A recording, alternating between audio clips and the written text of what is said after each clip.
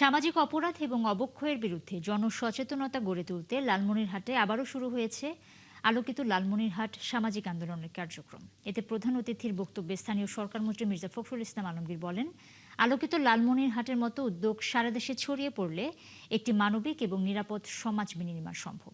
সেই সাথে গড়ে উঠবে আলোকিত বাংলাদেশ। লালমনিরহাট থেকে জানাচ্ছেন সবুজ মাহমুদ। মাদক, জুয়া, বাল্যবিয়ে ও যৌতুকমুক্ত সমাজ গড়ার প্রত্যয়ে লালমনিরহাটে আবারও শুরু হয়েছে আলোকিত লালমনিরহাট সামাজিক আন্দোলন কার্যক্রম। মাননীয় প্রধান অতিথিকে বলি, শনিবার বিকেলে শহরের এম.টি. হোসেন ইনস্টিটিউটের মাঠে আয়োজিত উদ্বোধনী অনুষ্ঠানে লালমনিরহাটের সর্বস্তরের জনগণ অংশ নেয়। ফোটানোর ঝামেলা ছাড়াই নিরাপদ পানির জন্য ঘরে আনুন পিওরিট। কল করুন 16627।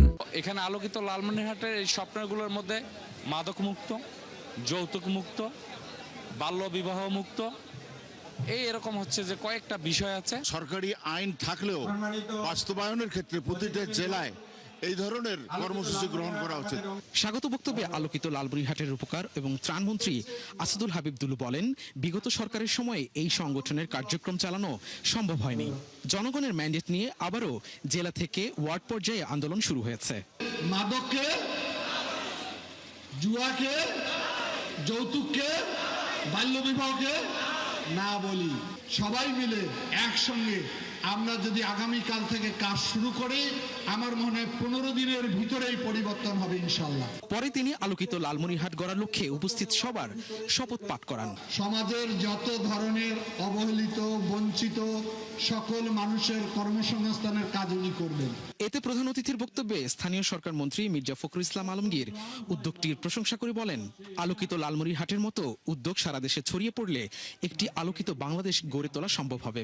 শুধু লালমনিরহাট নয়, তার এই চিন্তা ভাবনাগুলো আমরা যদি বাংলাদেশের সর্বখানে ছড়িয়ে দিতে পারি, তাহলে আমরা নিশ্চয়ই বাংলাদেশকে সত্যিকার আলোকিত বাংলাদেশ পরিণত করতে সক্ষম হব। বিশেষ অতিথির বক্তব্যে সমাজ কল্যাণ মন্ত্রী আশাবাদ জানান, এই সংগঠনের মাধ্যমে বিভিন্ন সামাজিক সমস্যার সমাধান হবে। যুবক এবং যুবারা তাদেরকে আগামী প্রজন্মকে কিভাবে ভালো রাখা যাবে, সেটা এই আলোকিত কাজ। কিভাবে বিভিন্ন ধরনের আমরা সমাজে বিভিন্ন কিছু অনাচার হয়, এগুলো থেকে দূরে থাকা যাবে। দূরে থেকে লালমনিরহাটকে সত্যি সত্যি বাংলাদেশের 64টা জেলার মধ্যে সবচেয়ে এগিয়ে নিয়ে যাওয়া যাবে। অনুষ্ঠান শেষে বর্ণাঢ্য শোভাযাত্রার মধ্য দিয়ে কর্মসূচি শেষ হয়। আসাদুল হাবিব দুলু ভাই, সবুজ মাহমুদ, ৭১, লালমনিরহাট।